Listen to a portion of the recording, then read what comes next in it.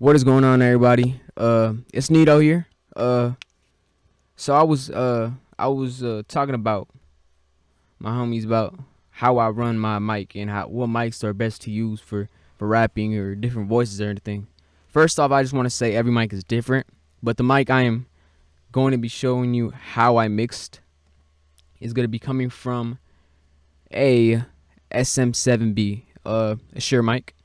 And the mic I'm doing the voiceover right now is just a $15 mic I found at like TJ Maxx or some shit. But you know, it's just for the presentation. But anyways, let's get into it. So I have a vocal right here. I recorded about I think last week. So let's hear it. But I just got gears turning. Yeah. Oh, let me turn off the reverb. My sense.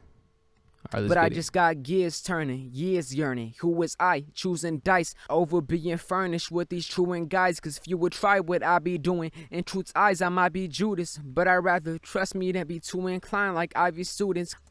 So, now that y'all heard that, I'm gonna show y'all how it sounds after the effects.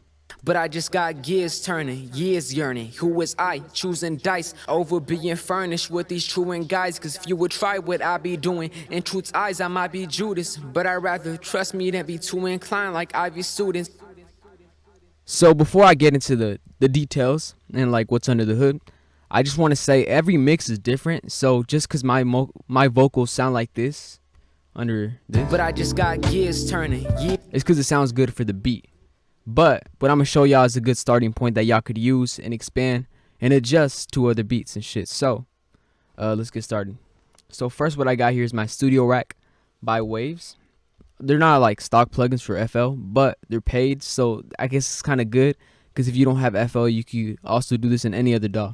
First, what I like to do first is before we add any frequencies, we're going to take away, because you can't add frequencies. It's just going to make a bigger mess once you try to take things away. So the best thing, in my opinion, and what I've learned throughout all my years of mixing, is to take away first and then add.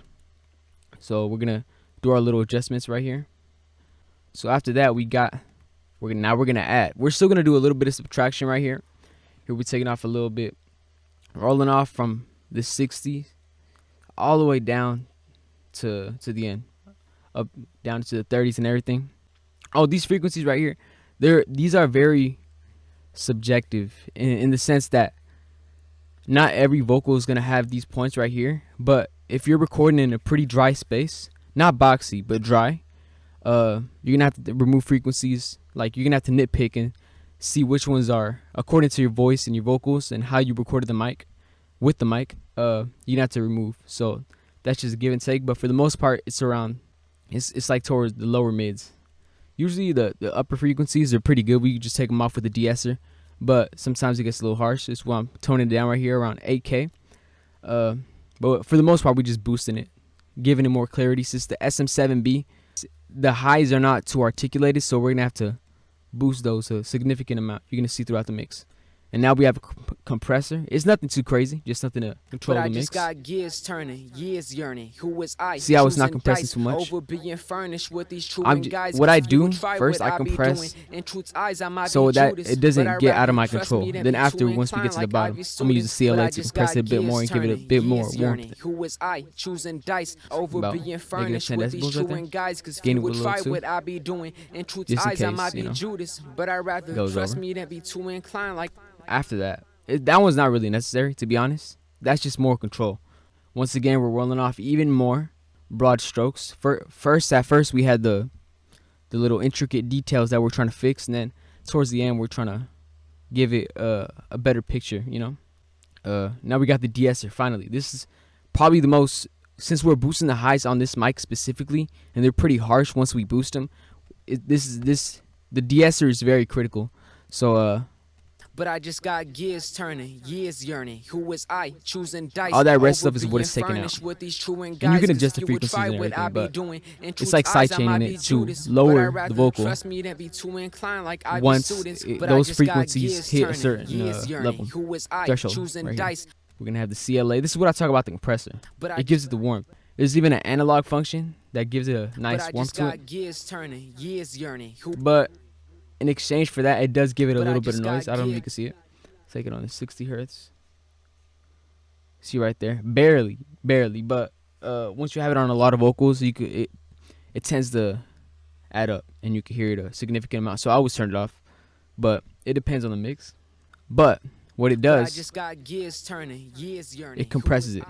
It's called peak reduction, but what it does is it compresses it, and you can even, like right now I have it a limit, so it's not really compressing it, but like I said, it's setting the standard, like, oh, you can't go over here. These vocals, they sound pretty crisp, and they were recorded at a good level, so you don't really got to compress it a lot. So this is just, it really just boosts the highs. But I just got gears turning, years yearning. Who was I choosing? It gives it a better presence. So we're just gonna boost right here. You actually choose which frequency. This is the low.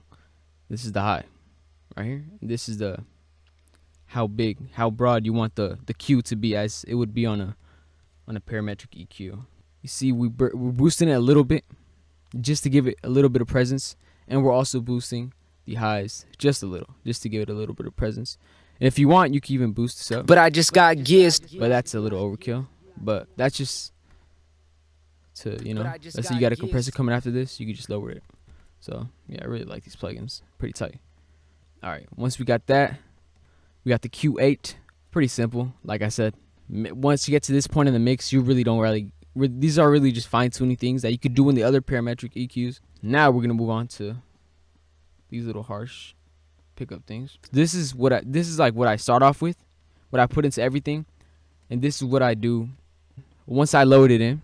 Let's say I have a vocal, right, a dry vocal. I load this rack in, then I pull in another parametric EQ to adjust these vocals to the song, you know, to make it fit better, because you don't want to have every vocal on your album to sound the same, and it's not going to sound good because each beat is different.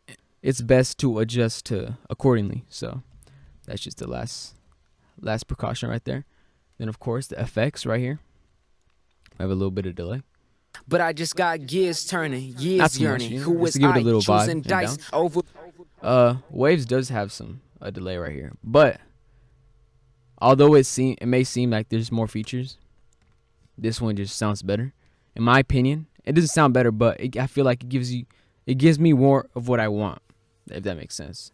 Like the other one, the Waves one got modulation and low pass filter, which this one has, and of course the other one is more detailed. But this is just simplicity, you know, at its finest.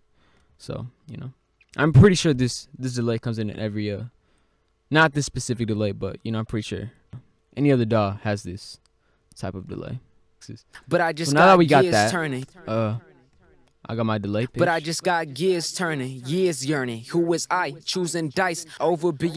I pitched it down a little bit, so it gives it a little bit of depth. And also, here's one key tip. Even though I'm talking about all these details and mixes and everything, a few key things that you want to take note is, as an engineer and producer, is that sometimes you want to add things that the listener does not hear, but they can feel it. Such as sudden, like, little pads and certain effects on your vocals that they may think it's normal, or just rapping into the mic, boom, boom, you know, sounds tight. But there's a whole lot of things. Once we got that, I got my reverb. This is the key. Reverb, I'd say, is one of the most important things to a mix, because even though some of your favorite songs might not have, you may not think that they have reverb, they most definitely do. If you're working in 2021, best believe you're going to need reverb and use it. So here's with the reverb. But I just got gears turning, years yearning. Who was I choosing dice over being furnished with these chewing guys? Because if you would try what I be doing, in truth's eyes I might be Judas, but I'd rather trust me. Very dry and very very, I guess you could say boxy, but not really boxy. Years yearning. Who very was dry. I choosing dice over being furnished with these chewing guys? Because if you would try what I be doing, in truth's eyes I might be Judas, but I'd rather trust me than be too inclined. But that's just my vocal mix right there. Yeah, that's all I gotta say. That's all I gotta show y'all today. Any more questions, let me know. But as for that, that should be it. All right, thank you for watching.